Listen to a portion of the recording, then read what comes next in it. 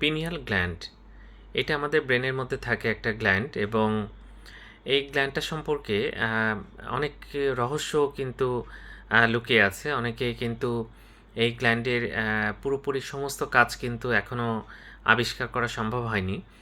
তবে pineal gland থেকে melatonin নামে একটা উপাদান নিঃসৃত হয়, যেটা আমাদেরকে ঘুমাতে সাহায্য করে বা আমাদেরকে একটু দুর্বল লাগে মেলাটোনিন রিলিজ হলে, এবং তার ফলে কিন্তু ঘুম আসে, এটা কিন্তু দেখি আমরা।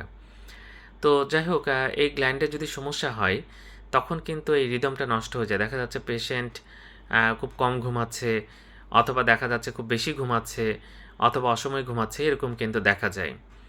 এটা মেলাটোনিন সাধারণত যখন অন্ধকার বা কোনো ডার্ক এরিয়াতে যাওয়া হয় তখনই পিনিয়াল গ্ল্যান্ড থেকে কিন্তু মেলাটোনিন রিলিজ হয়, যেটা রাতে সাধারণত লাইট নিভিয়ে সবাই ঘুমাতে চেষ্টা করে।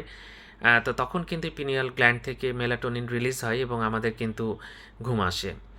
তো এখানে সমস্যা হলে কিন্তু এই রিদমটা নষ্ট হয়ে যায়, এই জন্য কিন্তু অনেক সমস্যা হতে পারে। তো যাই হোক, যদি আমাদের স্লিপ প্যাটার্নের পরিবর্তন হয় আপনি ডাক্তার দেখাবেন, কারণ এমআরআই করে কিন্তু পিনিয়াল গ্ল্যান্ড অবস্থা কিন্তু বোঝা যায়। ধন্যবাদ সবাইকে।